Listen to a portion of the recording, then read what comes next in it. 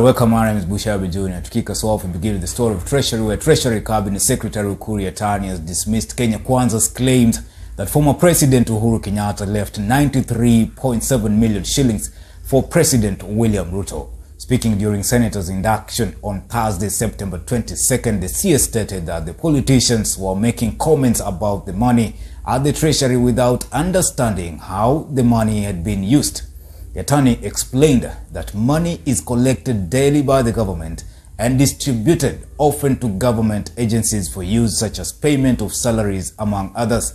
Reader Kering Chebet followed up on that story and brings us the following report. Like now, immediately after election, Treasury Secretary Ukur Yatani has dismissed Kenya Kwanza's claims that former President Uhuru Kenyatta left 93 million shillings for President William Ruto. Some leaders were saying that, okay, they did not find the coffers were empty, the treasury did not have money, there was only 93 million shillings that was found there.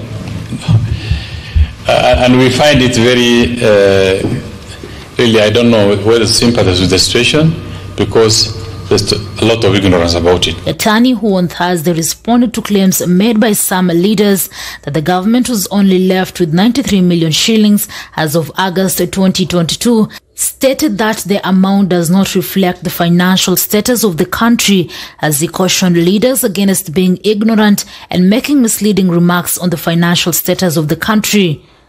Collect money, stores in one place, keeps for 1 month, and then distribute after 1 month or after 1 year. We raise revenue on daily basis, and we fund government on daily basis. And there are also then their competing needs.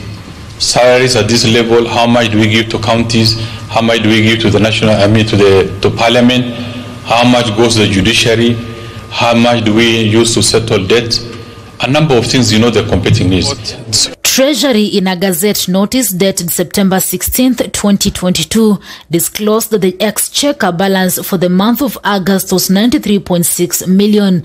This revelation fueled misinformation, with a section of leaders alleging that President William Ruto had inherited a broke country from his predecessor, former President Uhuru Kenyatta. Secondly, on the issue, in fact, what I said is correct. The Deputy President confirmed in an interview in one of your media houses. And then secondly, even the Central Bank of Governor that we find, when you talk about that was there, they use what a carrier collects, and we pay for salaries, for what have you, and for the government to run. But what was left is, after Hatandi and his colleagues and their chief campaign manager, President Uhuru Kenyatta, was spending 4 million. So we got 93 million. That was left in savings. The statement by Yatani comes days after Ruto allies alleged that Uhuru's administration left only 93 million shillings, hence posing a challenge to perform key functions. Notably, this was echoed by Deputy President Gachagua, who alleged that the public coffers were empty, adding that Ruto's government will take 2 years to address the high cost of living. I want to ask the people of Kenya to work hard. We don't have a choice. Once we try to fix this economy and create a good working environment, let every Kenyan be prepared to work hard. Let us give our new president a chance. The story of William Ruto is one of inspiration. CS Yatani clarified that the government raises money on a daily basis and distributes it based on competing needs. So the performance of revenue sometimes can be a challenge. You make a projection to raise a certain amount of money this week, but you end up raising less. So how do you now determine what goes to the counties and what goes elsewhere? So the low performance of revenue raised nationally impacts on our disbursement, not only to the counties, but also to the rest of government. In his presentation, Yatani, however, regretted that there was a lot of wastage of resources in the counties and challenged the lawmakers to stamp their authority in devolved units management affairs. And we've also realized that over time, the counties have over-relied on the equitable share and completely ignored own-source revenue.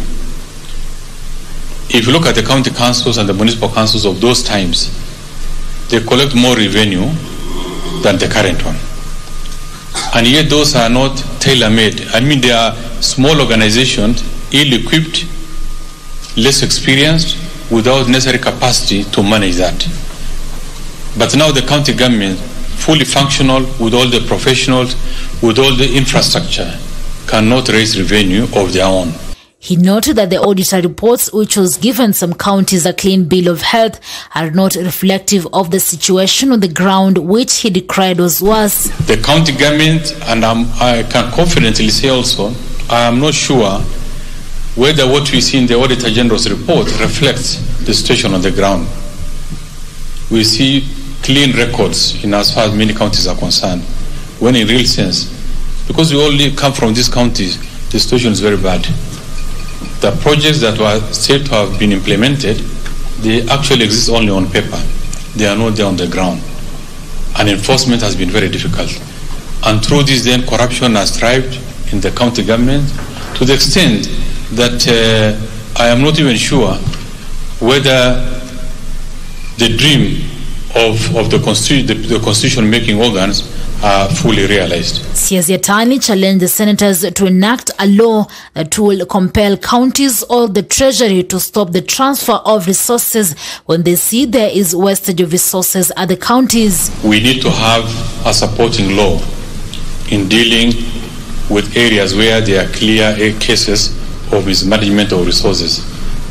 Senate can enact a law that compels the counties or the National Treasury to stop transfer of resources when they see that there is complete abuse. For Maisha Prime, Maisha Television, I'm Rida Kering Chebet.